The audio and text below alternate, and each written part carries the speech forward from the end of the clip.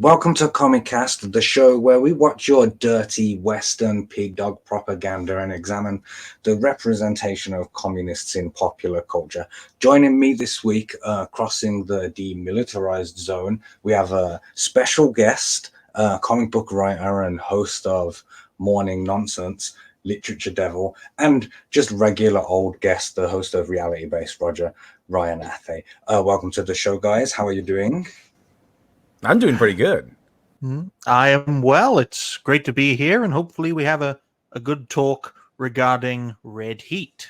The question that we ask every guest who comes on the show is, I want to know who is your favorite communist. It can be real, it can be like a fictional pop culture communist. Oh, well, the obvious answer would be Vladimir Lenin, the man who took the theory of communism, which started off with Karl Marx and Friedrich Engels, and put it into practice in the peasant stronghold known as the Empire of Russia. So yes, apart from when he had, that stroke crisis. But that's my answer, and I'm going to stick with it. All right, that was a very serious answer. Literature. Oh yeah, I really like Ivan Drago. That guy's cool. He's huge. He's got big muscles. He can kill you with a one punch, and he lost to America. Fantastic communist. He did kill Apollo Creed, though, so that's pretty based. Very controversial. A couple of punches, yeah. Ivan Drago is a great one, and I've already made the thumbnail for the Rocky IV episode of this podcast that we're recording here today. This week's movie suggestion, though, comes from the Discord group via our friend and comrade, Arvid Nelson. The movie that we're looking at this week is 1988's Red Heat, directed by Walter Hill, starring Arnold Schwarzenegger and Jim Bellushi. And if you go to COMMI3CAST.com, there is a form there where you can suggest topics for future episodes. So Red Heat, I believe that both of you watched it again this week. Was this your first time, or had you seen the movie before? With me, I've seen it before. It's been a very long time. I'm not even sure if I've seen all of it. I just remember there was a movie in which Arnold Schwarzenegger was a Russian police officer at one point, and I thought that was really cool and interesting. Well, this film was made and released 11 years before I was born, and this is the first time I've seen Red Heat. But I will say, guys, that this film, by the standards of 2023, is a right riot. But for 1988, it was the right thing at the wrong time. So I hadn't seen this movie going in. All I knew about it in advance was that it was the origin of the cocainium meme. Cocainium. Because I'd seen that floating around the internet, and I'd always thought, what movie is that from, where Arnold Schwarzenegger is dressed up like a communist? And then when I had the idea for this show, it felt like a good one for us to put on the list, to get started. Well, now you know. Cocainium. Mm-hmm. Like not only is he saying this, cocaine, will dress up as a communist, he's also dumping powder out of a fake leg, and so that's out of context. It's a very curious scene. Oh yeah, totally. I will get to that scene in particular. I've got a synopsis here from IMDb, the Internet Movie Database. They described this movie as a tough Russian policeman, Arnold Schwarzenegger, is forced to partner with a cocky Chicago police detective, Jim Bellushi, when he's sent to Chicago to apprehend a Georgian drug lord who killed his partner and fled the country. I had quite low expectations going into this movie, with it being from the 80s, and when I sat down to watch it, I was almost dreading it because, I was watching it for this show and it was work now. So I sit down and I turn it on and the movie opens in a Russian bath sauna and straight away, boobs, He Like, just hits you in the face with like, all this. That's one heck of an opening this movie has. I Hmm. was I not know, expecting like, it to open this way. instantly, like, I was like, okay, movie, you've got my attention now. But like, it's not just like naked ladies. There's like dudes there as well, Working and out? like, muscly, like sweaty dudes with beards and butts. I Like, feel like some sort of music video. Hmm. Very foreign. Hmm. and it's not even in Russia. Like, that's actually in Hungary, that bathhouse is. Hmm. So then, like, it cuts to Arnold Schwarzenegger in like a tiny little loincloth thing. And he walks up to like the biggest dude, like in the whole place, who's like this Samoan Eskimo looking dude. He could be from anywhere. He could be from like the Yakutsk or something. And like he takes Arnie's hand, like, and he looks at it and he says, like, this isn't the hand of a worker, because Arnold Schwarzenegger has smooth, soft hands like a ballet dancer or whatever. And they like pick up a hot stone out of the fire and put it in his hand, like, and Arnie closes his fist around the stone, and then just punches the dude out of fucking window into another country. Like, the next scene is in Austria, and it like Well, he's Arnold Schwarzenegger, so I would put it past him. He's had the strength to knock you in another country. yeah, and so they come like tumbling down the fucking mountain in the snow, and It's now like a there's naked like man a fight. bunch of dudes in loincloths like punching each other in the snow. And I swear to God, you see right up Arnold Schwarzenegger's arse crack at one Oh. You point. do. It focuses on it. Like it's just the loincloth thing goes into his crack, but you're able to see the entire butt. And the camera's like zoop around the butt. Like, if they wanted to show my arse on camera like that, I'd charge them $8 million for it as well. It's a lot of money for 1988. Yeah, so Arnie like busts up the sauna or whatever, and he beats the shit out of some naked ass dudes in the snow.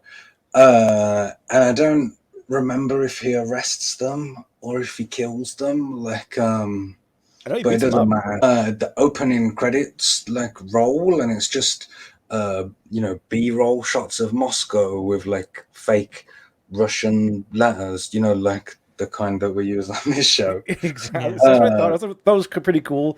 That what if this entire time Russian words were just like a font, not another language? It was just here's the Russian font, and we just weren't able to decipher it as well. Lots of backwards R's. I thought the copy of the movie that I was watching was backwards for a second there, because some of the words were. So one of the things that was interesting, like, I did a bunch of reading around this movie as well, like to prepare for the show.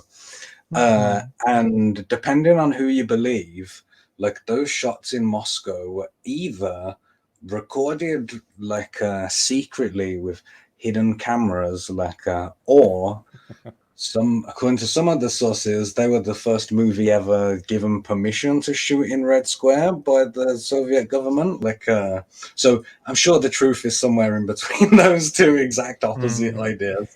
It might have been like they secretly took it, but they didn't want to take an L on that one. So like, oh yeah, we give him permission. It's probably that.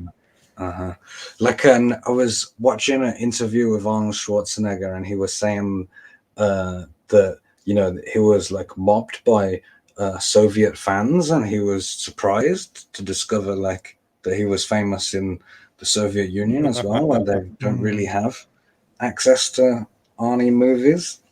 This is not officially, they probably don't have access officially, but they probably do somehow under unauthorized means. But I do like the idea of like the people going in there to Russia and just kind of filming Russia secretly, like we have to do today with North Korea. Just bringing back the secret footage. But this film would have made a killing in the USSR if it had been released there.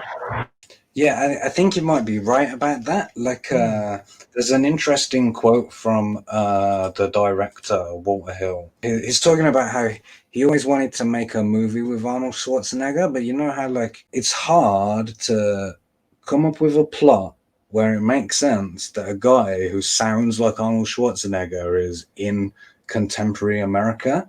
Like, It says, I didn't want to do sci-fi, and it's tough to use Arnold credibly in an American context with his accent.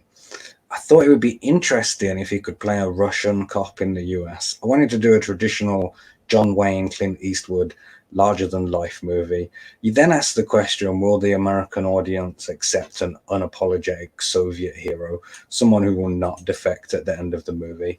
And I think that history has shown us that the answer is no. They will not accept that. I did mention that Arnold Schwarzenegger was paid £8 million for his role in this movie, dollars even. The movie had a budget of $29 million, but it only grossed $35 million, making just like $6 million profit. Like it was like a huge flop at the time compared to the other Arnold Schwarzenegger movie that came out that year, which was Twins with Danny DeVito, which made $221.6 million. Like, Big like difference. maybe 8 times more. You don't really need to have Arnold Schwarzenegger. Like, we had him in the Terminator. He's really good as in the Terminator movies as being this stoic machine thing because he's a machine. But that's kind of he played kind of the same role as the Russian guy.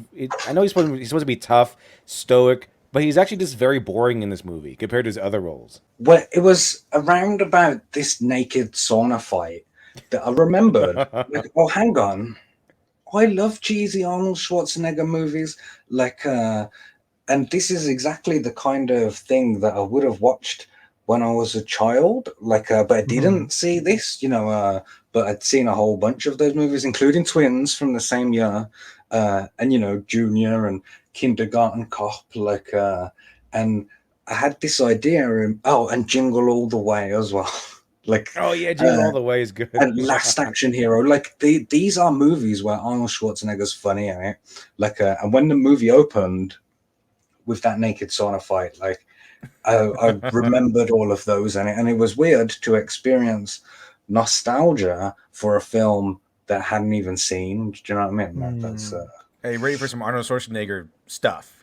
Whatever he's going to do is Arnold brand stuff. It's as if this film was a foot in Terminator and then a foot in Kindergarten Cop, and those two sort of roles that Arnold plays, I can't say his second name without sounding offensive, but those two different roles that Arnold play as, they tried to mesh together with Red Heat, and it just didn't succeed, unfortunately. Yes, I agree. They didn't lean hard enough in either direction, like to pull off any of Arnold's strengths. Warhill does talk about that somewhat. He deliberately chose to tone down Arnold Schwarzenegger's persona, making him more realistic and less prone to wisecracks. I had confidence in him as an actor. I didn't want him to just throw a Volkswagen over a building. Arnold has an ability to communicate that cuts through cultures and countries. They just love to see this guy win, but everyone thinks it's all about his muscles. It's not that. It's his face, his eyes. He has a face that's a throwback to a warrior from the Middle Ages or ancient Greece. Like, I agree with Waterhill that Arnold Schwarzenegger can be a good actor, but we needed him to be a comedian in this movie, which he can do as well. Like, and he deliberately chose to tone that down, like, which I think affects the movie badly. I like to compare it to like Lethal Weapon and Rush Hour. We had the similar kind of setup. The two opposite guys connect, clash together. Yeah, but Rush Hour is probably the more comparative because we have you have Carter, who's the brash American cop, and then you have Lee, played by Jackie Chan, who's supposed to be this by the book straight edge kind of cop, very serious, very grounded. But as the movie goes on, we get more and more. We see the relationship develop, and we see Lee kind of break out of his shell from this serious cop man to more comedic. Like he gets a little, has his funny moments. Classic Jackie Chan style. He gets into combat and he starts fighting in a funny way or something. We didn't really get that in this movie, as far as I've seen. It's just like Arnold Schwarzenegger being Arnold Schwarzenegger, but very, very serious, and doesn't really change that much. Jackie Chan changes over the course of the movie, where he becomes like more serious to a little bit less, at least when he's around Carter. You get to feel he goes from the stone cold kind of cop to we get to see cracks of emotion and what he cares about, and we know he cares about his job and people he cares about, and he forms this really strong connection with Carter where he clearly cares about him as well. I don't think we really got that in here. It's just like Arnold Schwarzenegger remains like completely stoic, and then he'll say something like "I care about you" or something like that. Like, he'll make like a joke. It's also a very 80s movie, and lots of action, lots of adventure, and lots of cocaine too. Cocaine. Oh yeah, cocaine. Let me get back to the cocaine thing.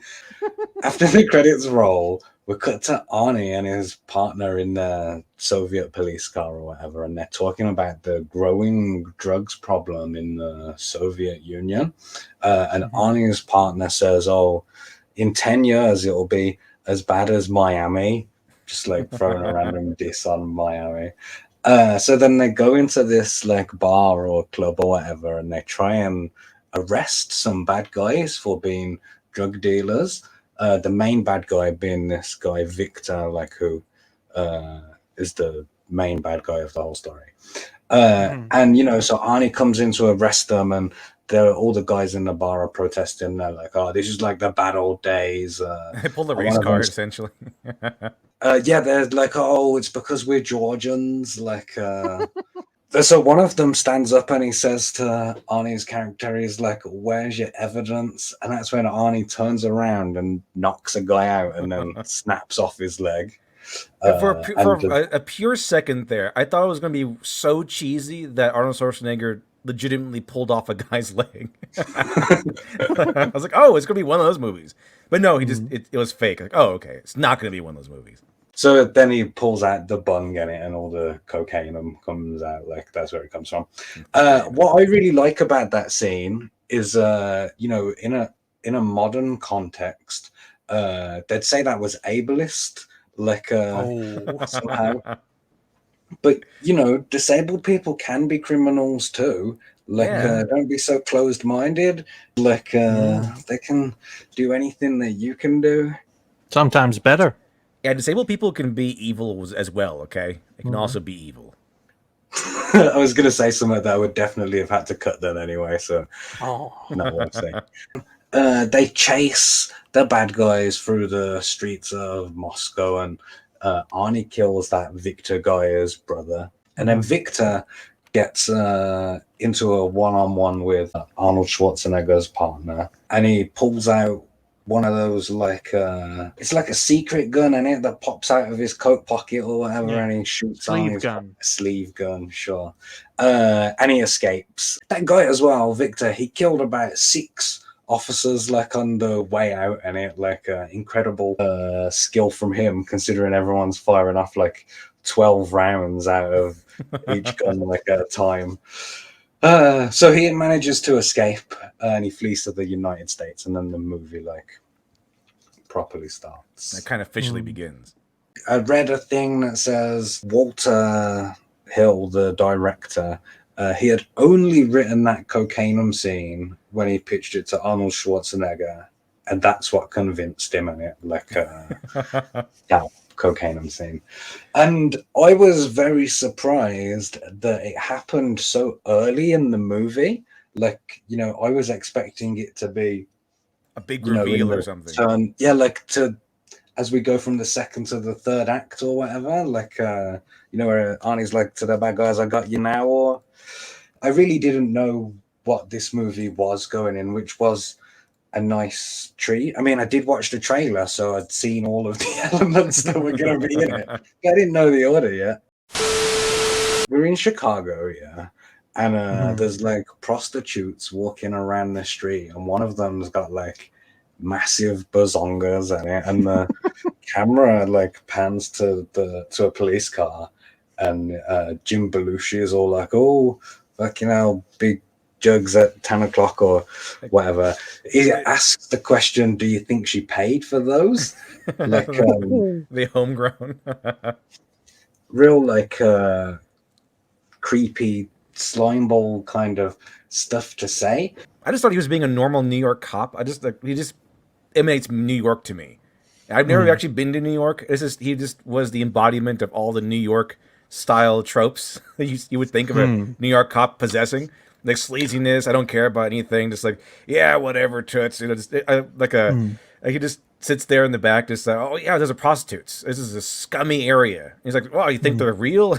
Then he completely contrasts with the guy in the front, who's played by Lawrence Fishburne, who's like there to evaluate him or something. And he's like, you know, he's got the suit, he's got the glasses, very straight edge. Completely different. They got the partner there who's kind of like in between, kind of like yeah, he's been around the block before, but he's not as far gone as Jim Belushi's character is. I don't even know what his character's name is. I just know his Jim Belushi. I will say though that Jim Belushi's character is a fantasy by 2023 standards because you'd never see a white cop in Chicago. Not anymore. But I think it is a perfect character introduction immediately from the very first line. We know exactly what kind of character this Jim Belushi character is going to be. Yeah, like it does a great job of painting him as a sleazeball. This whole first scene, like, is really good at that. You're right. So in the car, also there is like a young Larry Fishburne. Like he's credited in the movie as Larry Fishburne, which was weird to me. I didn't see that part. Yeah. He's like young and he's skinny and sophisticated and suave, like and you know he admonishes Jim Belushi for talking like that, especially in a work environment. And it's weird to me because now, you know, in this modern age, I can't help but watch these movies through a woke lens or whatever. I'm thinking we'll do a segment called like Woke Watch. Like so this whole like scene, yeah, where he presents himself as a creepy slime ball, he's immediately like shot down by a cooler character. That happens like repeatedly. Like Jim Belushi makes a lot of like comments that modern people would say are misogynist, but every time like he like suffers a consequence for it. Like he'll say you're right, toots or whatever, to like someone in the street, and she'll tell him to fuck off. If they remade this movie now or made a movie with these sort of ideas, it would be done totally differently. They've removed the subtlety. It doesn't cut to Brie Larson with her arms folded, like telling you like that you're a bad person or whatever. It's obvious. They like raid this apartment where some members of a gang called the Cleanheads are. The Cleanheads are basically like a stand-in for like a sort of Black Panther thing, you know. Yeah, they wear. I think even by going how they talk and everything, it's like yeah, well, they make a deal with the Hungarians, no, the Georgians, and they say that nice doing business with you, you know, comrade. And I think they use the term brother, and they kind of have the style of the Black Panther. But they knew back then, even back then, you know, don't actually use the Black Panthers. We got to have our own stand-in. We don't actually want to just disparage them because this is supposed to be like a self-contained story over here. You know, it's supposed to be about this cocaine thing. We're not trying to attack anybody. So they knew not to attack anybody. This is an art that has been lost or willfully forgotten about today. They do that trope where, you know, a guy bursts out of the kitchen with a shotgun, just like blasting everything. Yeah, it's awesome. A gunfight breaks out, and every gunfight in this movie has unlimited bullets. Like nobody ever stops to reload. And every bullet's like the size of a fist or something. You know, just blowing holes in everything. Like that's pretty crazy. I love it. There is a cool part where one of the gangsters is like firing his shotgun up a fire escape, like and Jim Belushi comes rushing out of a fire door or whatever, like so fast, like that the guy doesn't realize what's happening, and he's like got his gun up his ear like straight away. And I think it was actually the coolest like bit of action in the whole movie. And that, by the way, that also is another additional thing we get with Jim Belushi. Because if his character was just a sleazeball, we wouldn't like him. Like, oh yeah, he's like that's funny, but he's like, what's his character worth? And so we have to have 2 points at that point. Two situations of connection to display his character to make him a good guy. Sleazeball on its own might be endearing a little bit, but that's not enough to make him a good guy. You might like, oh, he's the bad guy. Like he's like a Joe Pesci from Lethal Weapon. Like this a sleazeball at first, and then like later on he gets some heart and some character. But we need that second instance of character to note that not only is he a sleazeball, he also has some cleverness to him. He's not just just a regular guy. He has some traits to him that are valuable and admirable. He's the man who gets things done by any or all means possible. Yeah, and he's not a coward either. Like he opens the door and the guy shoots a shotgun at him. And he dodges, but he tries to shoot back. You know, he doesn't run away or try to hide. He's like, we're gonna go after him. He immediately puts a plan in place. Like, oh, he's going to go to the fire escape. Like he's the one that comes up with this idea that where that guy's going to go, and he immediately goes after him. But he's the one who knows exactly where to go to capture the guy, where the other two guys kind of chase after him directly. So we get to see this play out as a character moment of him being clever and him being decisive at the same time, while also showing his bravery as well.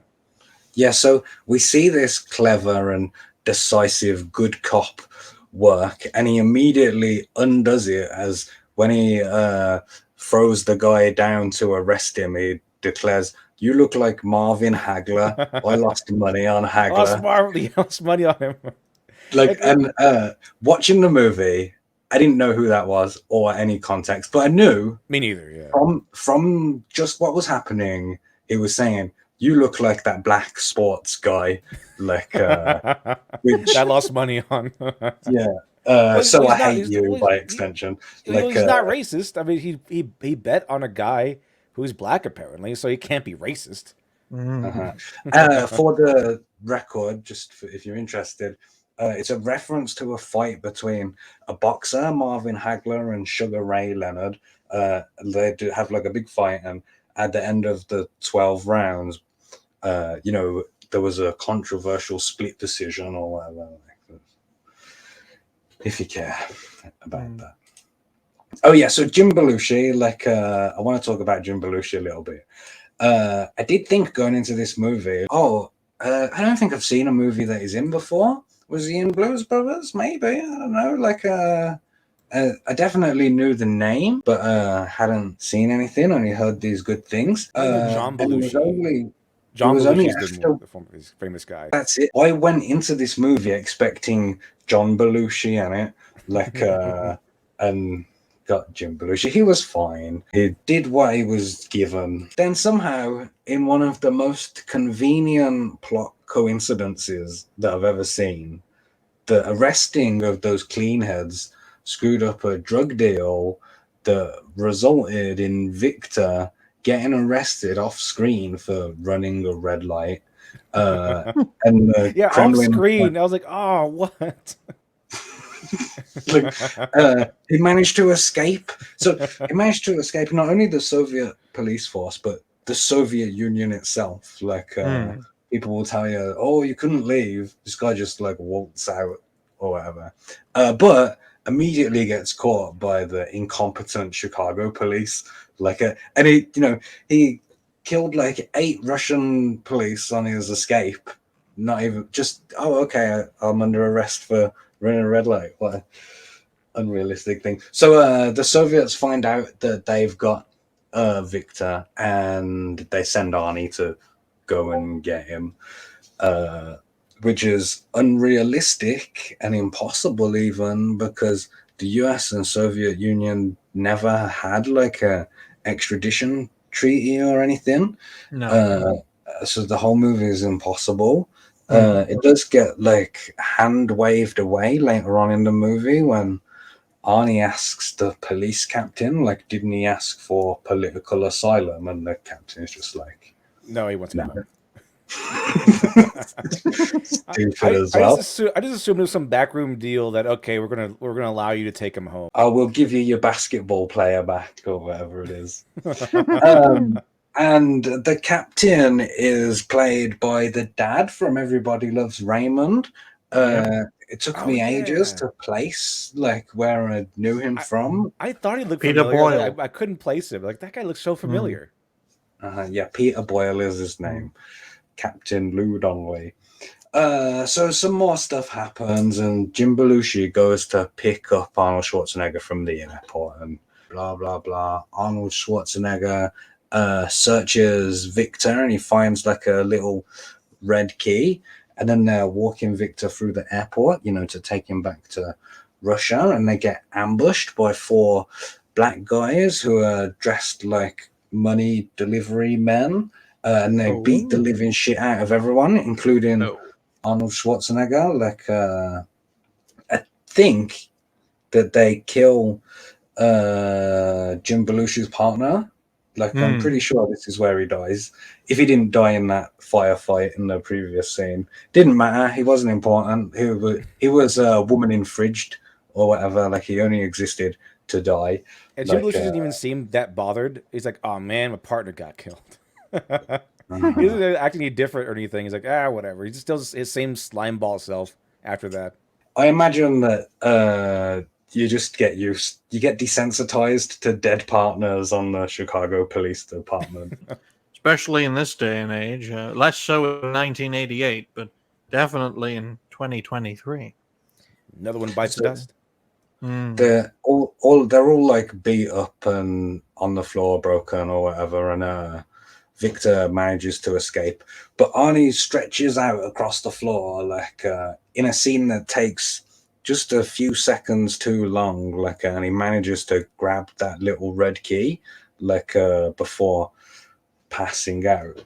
And it did make me laugh when we cut to the next scene and you see like all of Arnie's x-rays and shit, and he opens his eyes and his unclenched fist, and he's still holding the key somehow.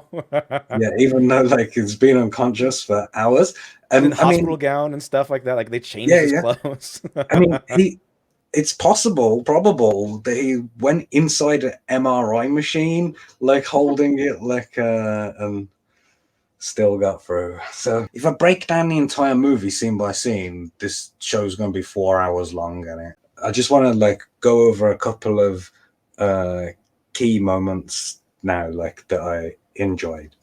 There's a part where Jim Belushi's character walks into Arnie's hotel room or something, and Arnie's like loading his big Soviet gun. Jim Belushi asks him, "How did you get that through customs?" And Arnie says, "Oh, diplomatic immunity."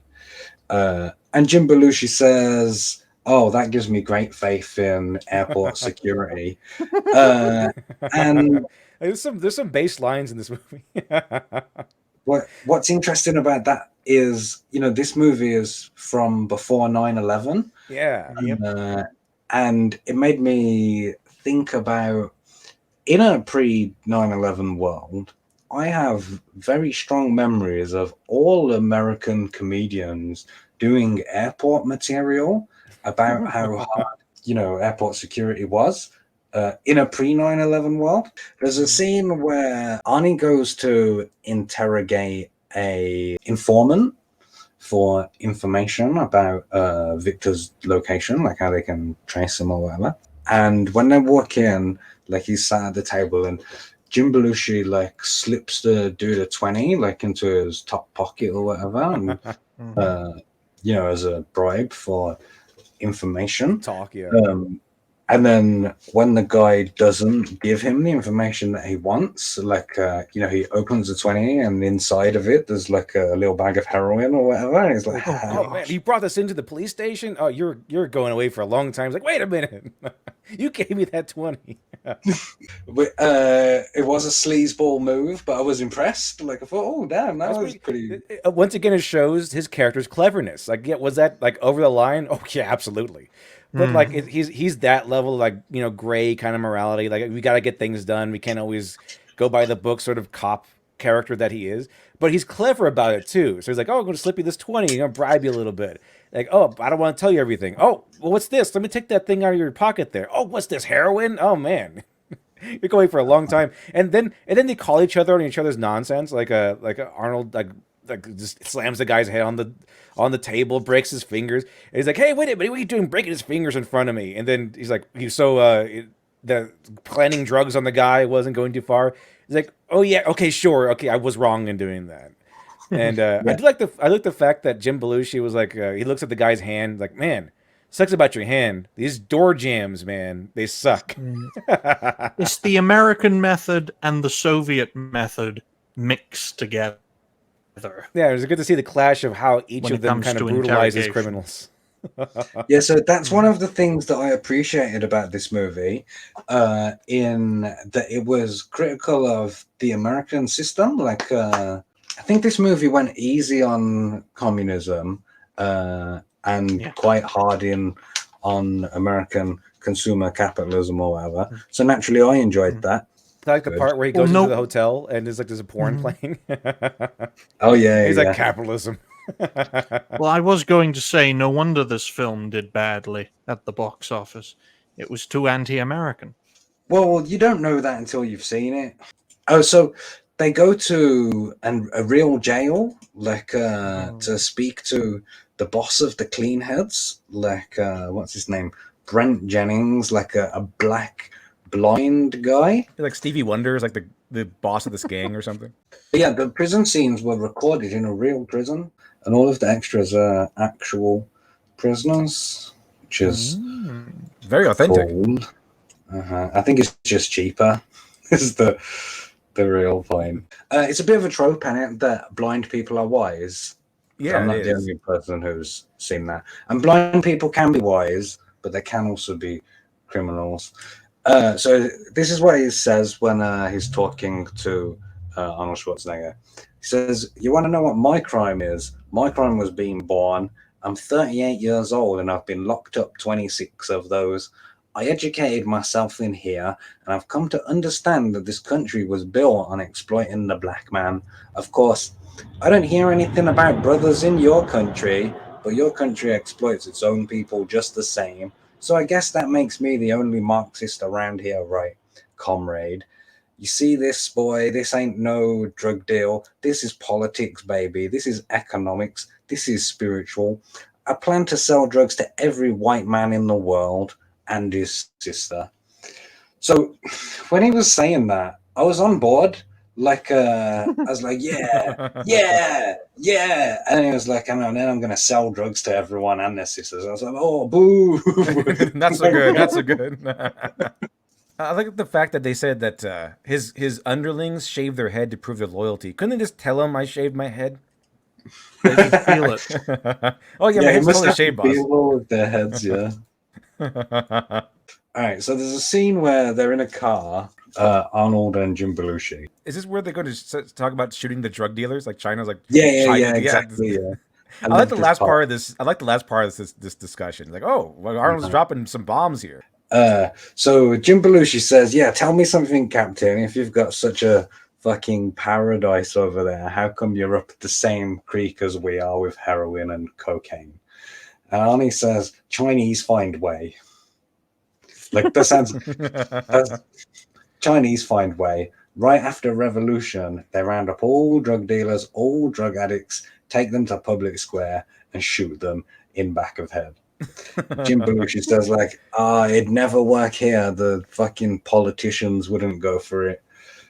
And Arnie says, well, shoot them first. Shoot them first. I was like, oh, okay. Okay, I understand this character now. Well, all right then.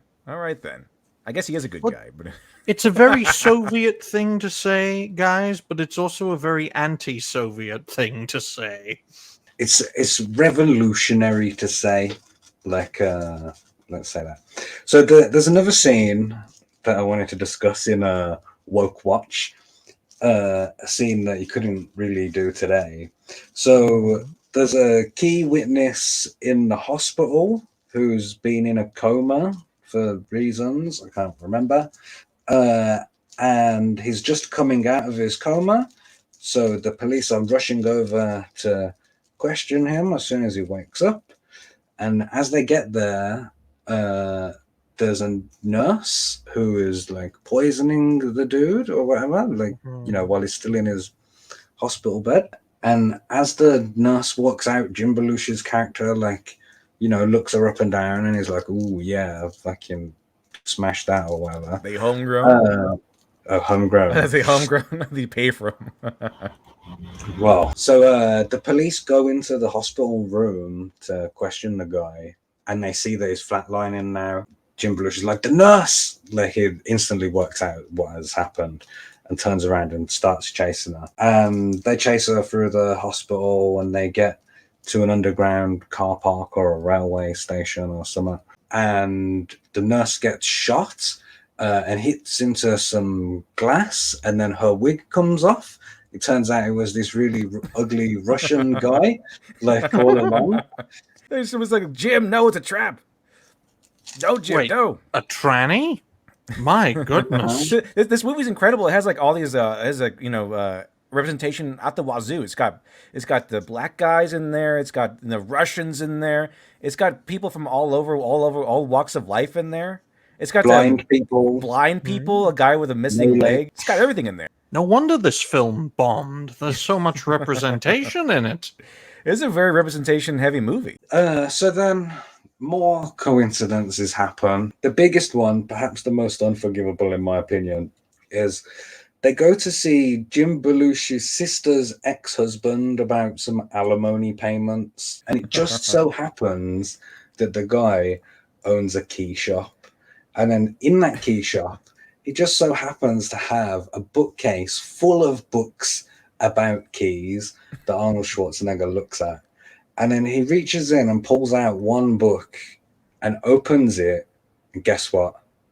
Picture of the little red key that he's got in his pocket, telling him exactly like what it opens, gives him the address of like a bus station where Victor's obviously going to open. It's like a D&D moment, like I road knowledge. Oh, you get a natural 20. Okay, you get all the stuff. You pick the right book, the right page, and it tells you everything you need to know. Oh, fantastic. Yeah, it couldn't have been more perfect. Like, so then they rush to the bus station, and basically they have a big bus chase through Chicago, and the buses are smashing everything. Like, they're hitting every parked car, like, on the way. They're going through smashing lights and lampposts, like statues, like everything, hitting every single thing that they can along the way. Mental. As you do. It is the 80s. And this is the first time where I've watched a movie and I found myself frustrated by that damage. Like, I was like, oh, come on, who's going to pay for these buses? Like, who's going to pay for all of that stuff? You know, you see it in the Avengers where they throw a car through a helicopter or whatever, and you're like, yeah. But this time I was like, no, like, that costs money. Like, Avengers insurance. They even had the discussion over insurance. I just don't you know about insurance over there in Russia? And he's like, if you crash this thing, I'm just doing paperwork forever. Like, socialist countries don't worry about insurance. And it's like, I remember mine. It's like, yeah, what is he going to get, $500 for a car? A good old-fashioned capitalism American insurance. That's the way to go. Also, insurance is probably like a scam everywhere, I think it's just insurance is a scam no matter where you are. Insurance wasn't a thing in the Soviet Union because they weren't allowed to own private property. Yeah, that was it. Well, it's a banking scam, insurance is, but we're not here to discuss the evils of capitalism too much. Too much. One of the things that I'd read about this movie was they was really talking up this bus chase, like saying it's one of the biggest like action set pieces that you've ever seen. Like, it was cool. It was really cool. Cars, they're small. We got buses. We got buses and trains. I get that was pretty cool. It was pretty 80s, very 80s. I reckon in the 80s that probably was cool, but for me watching it in 2023, it was very anticlimactic. You know, we live in a world where I've seen someone catch a bus. I've seen Spider-Man stop a train, like post Marvel movie era. Like, it's not as impressive. Yeah. Like, you know, if it was in a Fast and Furious movie, the bus would blast into space or some shit. It like, probably would, yeah. We've really been spoiled for that kind of stuff now. There's a moment where that sums this idea up. great to me. There's a moment where Arnold Schwarzenegger and the bad guy Victor, they are driving directly at each other, like doing chicken in buses and and they're both screaming, and eventually Arnold swerves. One of them gets hit by a train, all kinds of stuff. But if this was a 2023 movie, there would have been no swerving.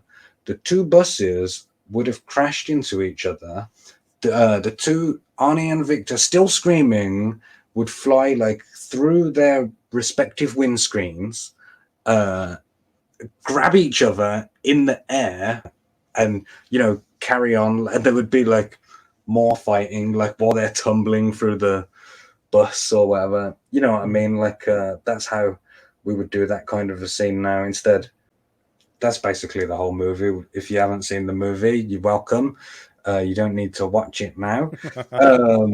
I will ask both of you to give me a rating, but first, I just want to quickly let you know that on Rotten Tomatoes, the movie has a 68% critic score and a 37% audience score.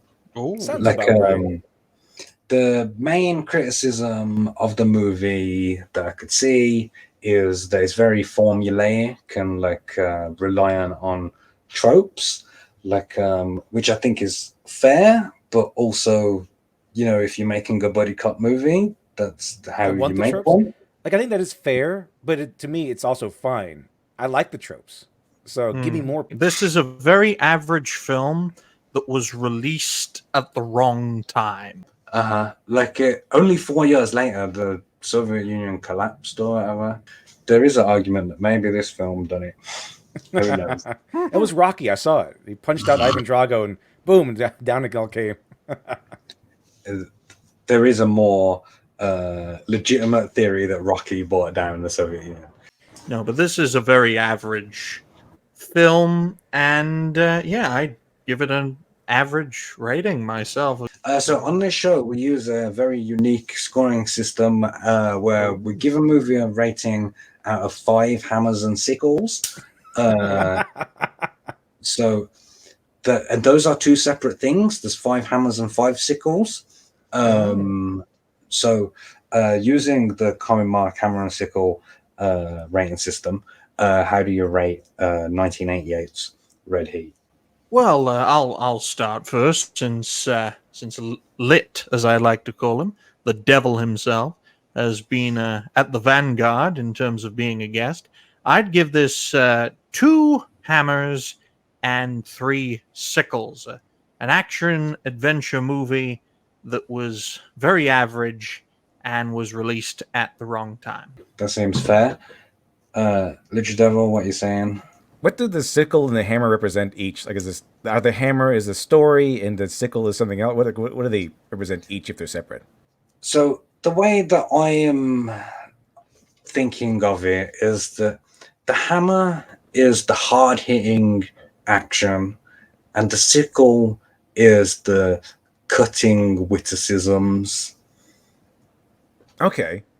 So like the hammer is all the action stuff and like the actual action things that go on, and the sickle is kind of the story, the dialogue, things like that.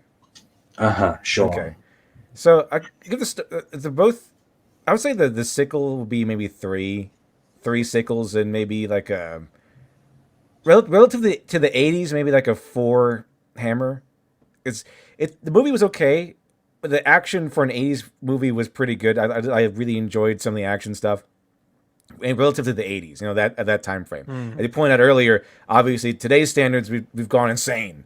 But relative to the 80s and time piece it was within, I think 4 hammers and 3 sickles, maybe probably fair.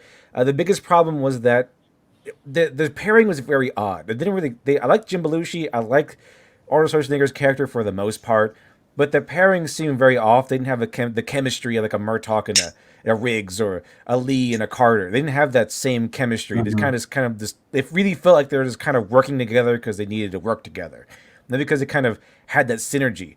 And the thing is, with the other movies, like Rush Hour and Lethal Weapon, they have very basic plots. Like their plots are also maybe this average or maybe even below average. And this one ran the same course. It was a very average plot. It was drug deal, whatever. You got to bring down the main drug dealer, bad guy, or whatever it is. The conspiracy. The power and strength of these kinds of movies are the synergy between the two characters. How they're very different, but they kind of get along together, and how they kind of combine. And unfortunately, this could have been really good, probably, because Arnold Schwarzenegger does have a wide range. But in this movie, they cranked him down to almost nothing, and he's just like a guy. He's very, very stoic. That's his whole thing. He's very stoic, which is, it's fun at first, and then it's like, okay, when is he going to emote? Oh, never? Okay. Is when he going to change? Never? Okay. So I think people could have accepted a communist guy being a good person or a hero. It's just that they played it wrong, I think. And Jim Bellushi, fun, but really with Arnold Schwarzenegger, that's kind of strange. He was a better fit with Danny DeVito. Danny DeVito and Arnold Schwarzenegger, boom, they have synergy, because Danny DeVito is also a really funny guy, and Arnold Schwarzenegger has like a really good range. But the thing is, it's just the pairing wasn't there. They didn't allow Arnold Schwarzenegger to be a character who's just like Mr. Stoic for the entire movie. So I think that's where it really dropped the ball. But overall, it was okay. I would say it was okay. So yeah, my score would be action and what I was there for, little above average because of all the big action set pieces and everything. The sickle, the story, very, very average. I might be being a little more generous. It might be a 2 and a 3, but I'll go ahead and be generous and give it a 4 and a 3. Oh, I think I agree with a lot of what you just said. Then you made me ask myself an interesting question in my mind about the pairing. I agree. Like Arnold is obviously the star of this. Like Jim Belushi, perhaps interchangeable. And the thought crossed my mind of Eddie Murphy. Like he would have been big in the '88 as well, and it like he could have played a crooked Chicago cop. Like that could have worked. But that's not the movie that we got. It would have been more realistic too, Commy, especially by modern standards, because Eddie Murphy is black. It is kind of like watching anything with Steven Seagal in it and saying how much better it would be if instead of Steven Seagal you had Arnold Schwarzenegger in there. Oh yeah, I suppose that's a fair point. So I would rate this movie with 3 hammers for the action and two sickles. Like for me, that was the biggest letdown in this movie, that it wasn't funny enough. Like most of the humor comes from the contrast of the two types of cultures or whatever, less than the characters themselves. And I wanted more quippy one-liners. Like as the movie goes on, like you were saying about Arnold Schwarzenegger being a stoic character all the way through, and I think that early in the movie, he doesn't talk that much, and he just gives like these looks, like these "I'm judging you" looks, and then later on in the movie, he's just verbally judging. Like all that happened is he stopped hiding it. Like he starts talking, yeah. That's all that happened there. To me, it's like a far cry from like Lethal Weapon 1 specifically, where like you have Riggs, who's kind of crazy, kind of has a death wish, kind of, and then over the time he kind of evolves and becomes more connected with Murtaugh's family and kind of opens up his heart to someone else and finds a reason to live. With Lee in Rush Hour, he goes from this hardcore cop who just puts the job first and everything to someone who can let loose a little bit. Like they have character arcs, whereas opposed to Arnold Schwarzenegger's Ivan Danko, I think he remains the same. He just becomes more verbal about it. It's really changed in a significant manner. Well, this film was really more of a product of its time in the late Cold War era, and we've gone through many eras since then, the hyperpower era, then the war on terror era, and whatever the hell kind of era we're in today, because they only really name it after major events have happened. But this was a very average film. but it was also a very underrated film, I think, especially given the quality of mainstream entertainment in the 2020s. Yeah, I still enjoyed it.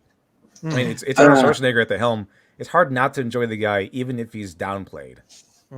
I went into this movie, like I said, with very low expectations, and this movie met them.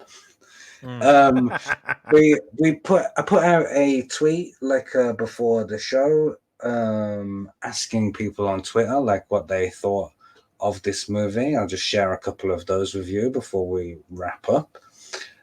Justin Knight says that it's a fun cop movie with a great take on the culture clash, which I agree. That's where most of the comedy comes from, the contrast there. Hojo says it showed me that even though we all come from completely different political ideologies, at the end of the day, everyone thinks Chicago is a shithole. And you can have a like for that. Hojo's a great guy. Monica says, haven't seen it. Most likely it was banned in my then communist country. She's from Poland, of course. And Gate Comics says, time to feed parakeets, which is one of the lines from the movie, to which Jim Bellushi asks if that's Russian for I'm going to go and crack one off or whatever. A wank. Oh, and Miranda Moff says, I liked it at the time. Another vid for my Arnie collection. Yeah, it slots into the back catalogue of Arnie movies. It's fine. It's absolutely okay. So thanks for coming on, guys. Hopefully there's enough there that I can cut a show out of. Ryan, how can people find you if they want to do that? Well, ladies and gentlemen, thank you all very much for watching. If you haven't already, please like, share, and subscribe to COMMI3CAST and Literature Devil. I'm sure you'll enjoy what they both have to offer. You can check me out at Ryan Roger Athay on YouTube, on Twitter, on Instagram, Rumble, and Kick too, because the truth is reality-based. That's where you can find me. And use my name for all of them except for Kick. On Kick, I am simply called Reality Based. So. Cool. Literature Devil. Yeah, you can find me on YouTube, Literature Devil. I usually cover various movies. I've been doing some comic reviews, but usually I go into narrative theory to explore these things as to why you like certain things or what makes a story work the way it does. And also, of course, why you don't like a lot of modern media, even though they tell you that you have to. And they call you a bigot for not doing so. I explore why things usually work the way they go, the tropes, the narratives, the characters, and why we like what we like. Cool. Yeah, I recommend both of those. Go and check them out. That's the end. Bye. Bye.